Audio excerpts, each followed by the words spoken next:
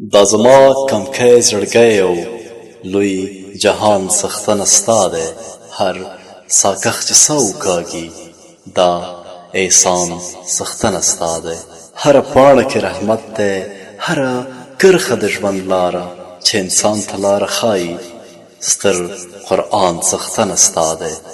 سپوږمۍ ځمکې نه تاویږي، ځمکه لمر نه ګرده ګرځي، سنبال کړي واړه تا دي کهکشان څښتنه ستا دی.